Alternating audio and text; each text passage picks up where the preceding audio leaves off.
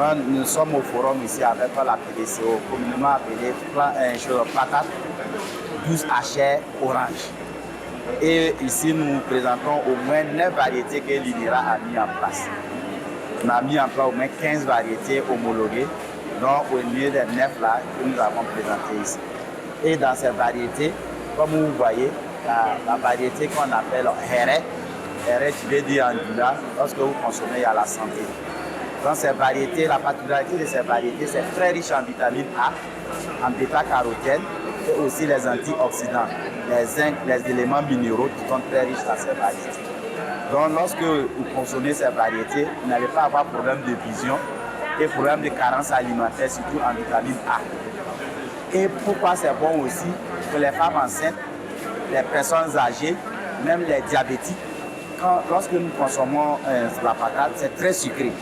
Mais ce goût sucré n'a rien à voir sur la glycémie. Ça veut dire que le diabétique peut consommer cette variété dont son état de santé ne va pas se détériorer. Et pour cultiver aussi, ce n'est pas aussi compliqué. Avec un cycle de 90 à 110 jours, donc environ 3 mois, 4 mois, vous avez votre patate douce à chair orange. Donc voici un peu les produits que nous présentons. Et au début, lorsque la variété devait être homologuée, les gens pensaient que c'est des OGM. Bon, pour montrer à la population burkinabé que ce ne sont pas des OGM, lorsque la variété est mise en place, on donne un nom local pour montrer que c'est purement burkinabé. Et vous voyez le nom Tiébélé.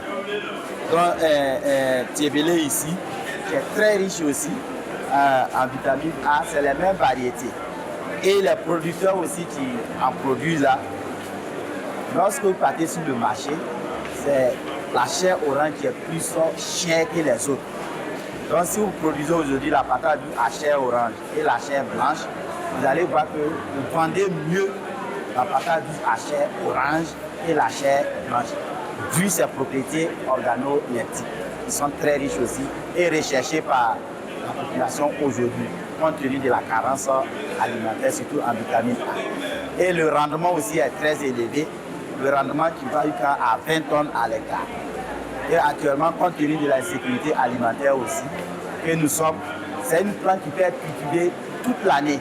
Il suffit d'avoir l'eau et irriguer. Vous avez votre patate douce à toute période et à tout temps.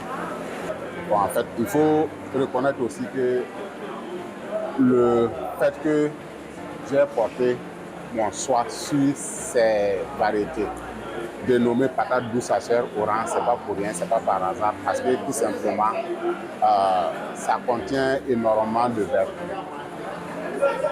Pour moi, je qualifie ça comme une mine d'or même que ça contient. Voilà.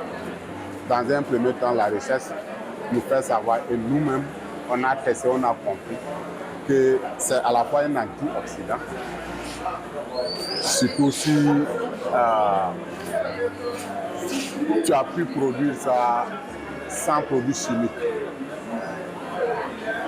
Et ça contient aussi la vitamine A, c'est-à-dire ça aide dans la vision, ça aide à corriger la vision chez les adultes, la malnutrition chez les enfants.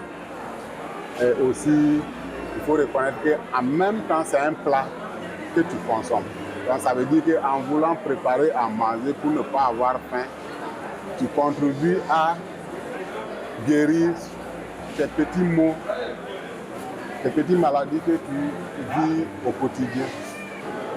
Ici, à la fois, nous avons envoyé des produits à base de la patate douce, tels que la farine, le déguet, les chips.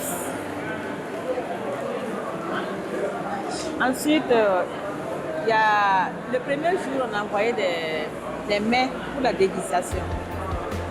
De l'autre côté, vous n'avez pas ça ici, mais dans l'autre stand, il y a les jus de patates douces, le vinaigre de patates douces. Les plats qu'on avait envoyés, c'était 7 plats. Non seulement les feuilles de patates douces accompagnées de riz, les patates frites, patates cuites,